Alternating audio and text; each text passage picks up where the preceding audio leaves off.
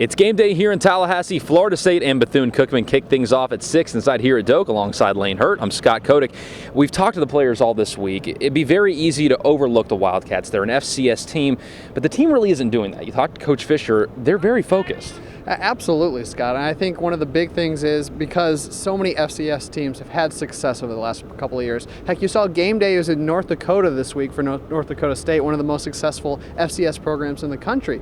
And there's no reason to overlook a team right now. You're trying to prove that you're a national title contender. And the worst way to do that is to come out and look sloppy for at least a half or maybe even a full game against BCU. Yeah, Bethune coming off a win against FIU last week. Another 1A team, an FBS team going down at the hands of the Wildcats last week.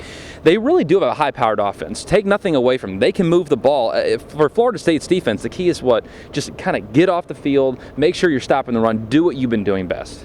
Yeah, the Florida State defense, the last two games, has allowed the opposing team to move down the field a little bit in the first quarter. And I think Jacoby McDaniel said it himself, that they need to come out and make a statement early and say, we're not going to give up yardage, we're not going to give up scores early in the game. And this is the perfect opportunity to prove that statement. Plus, with a couple guys out on defense because of suspension, Christian Jones and Eddie Goldman, that gives a couple more guys, DeMonte McAllister and Terrence Smith, an opportunity to prove themselves early on in the football game. And the one thing, the X factor in today's ball game, the one thing we always hate to talk about, there is some rain in the area. We will, at some point in the ball game, we don't know when it is, we will get some downpours here in Tallahassee.